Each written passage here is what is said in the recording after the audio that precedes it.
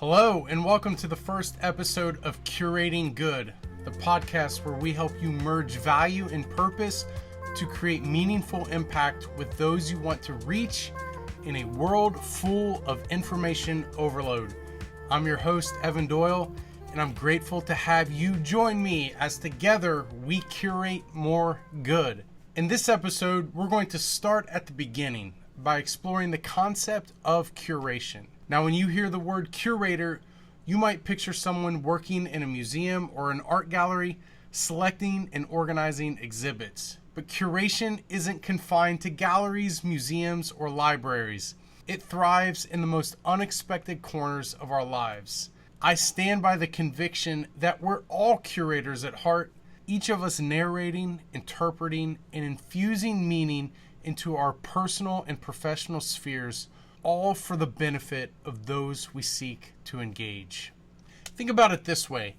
Google could arguably be the ultimate curator, sifting through the vast expanse of the internet to deliver the most relevant, meaningful responses tailored to each individual user's needs. But it's not just Google. The barista at your coffee shop, they're curating an experience with every cup they brew, choosing the right beans, the perfect grind, and the optimal brewing time, all to create a unique coffee experience for you. Think about it. Your favorite influencer on social media is a curator, conveying key ideas, messages, or resources in their own unique way for their own followers. And let's not forget about the playlist you just made for your morning run or workout. Choosing songs that energize you, motivate you, and perfectly complement your routines. I became fascinated with the idea of curation after realizing that I've been curating my whole life. I was a pastor for 18 years, a blogger, a content marketer. I'm a husband, a father. As I thought about each of those areas, it struck me. As a pastor, I was curating theology, teaching, and experiences, all to expose, support, and convey a way of life and discipleship. As a blogger, I created EnneagramGift.com because of the impact of using the Enneagram in my own life. And it was like, duh. I'm taking information and resources about the Enneagram that is not necessarily original to me, but compiling and organizing in a way to help people sort through and better understand themselves using the Enneagram. At dailychristianhelp.com, I'm attempting to serve church leaders and pastors from my experiences so that they do not have to struggle through some of the same battles I faced by addressing topics and content that can save them time or heartache. As a husband and father, I do my best to live my life as a model to follow. I bring together words, experiences, opportunities, all to nurture and support my family in hopes that what I've assembled can better support their efforts to be successful in their own lives. I believe we're all curating something for someone, whether it's for an audience of 1 or 1 million. And this profound act of curating is what we're here to further discover and celebrate. In this podcast, we'll explore curation through the lens of 7 philosophical pillars. Let me take you through them. Firstly, curators are stewards. Curators serve their audience by being caretakers of ideas, culture, knowledge, and information to create meaningful experiences for their community. The second pillar is that curators are visionaries. The choices curators make are purposeful and reflect a clear vision, designed to resonate with the audience and to carry a specific message. Next, the third pillar is that curators are collaborators. Curation thrives on collective effort and diversity to foster a more comprehensive understanding of a specific subject matter or niche. The fourth pillar is that curators are discerners.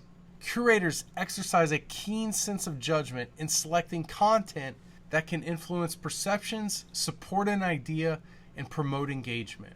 The fifth pillar is that curators are architects. Like architects, curators design experiences, creating a structure that facilitates understanding, sparks curiosity, and invites exploration. The sixth pillar is that curators are storytellers.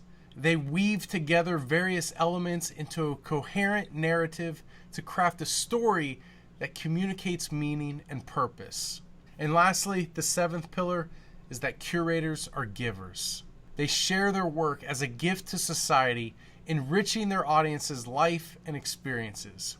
These 7 pillars shape our understanding of curation, not just as a process, but as a philosophy and an approach. So why is curation more important now than ever before? Well, in the age we live in, we're inundated with information. So much so that we call it information overload. The skill and craft of curation helps us navigate this sea of ideas, information, and content. Curation helps us to sift through the noise to find the meaningful, the relevant, and the inspiring. But curation isn't just for professionals. We all curate in different ways in our lives. We curate the cultures in our place of business, our beliefs and values as a family unit, our social media feeds, our diets, and even our friend circles.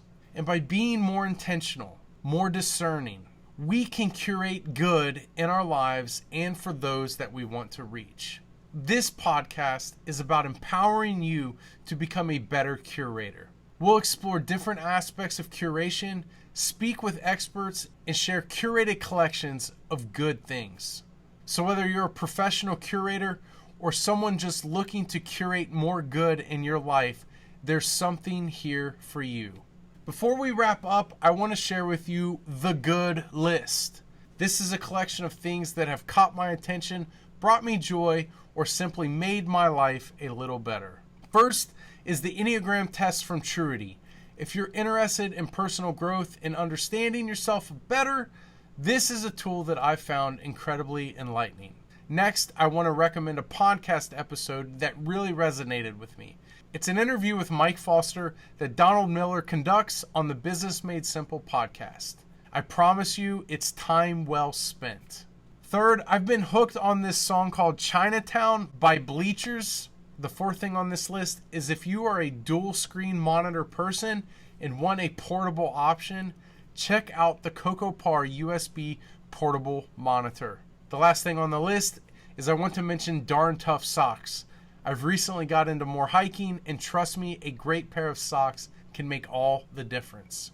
You'll find these items on the good list in the description for this episode, so be sure to check that out.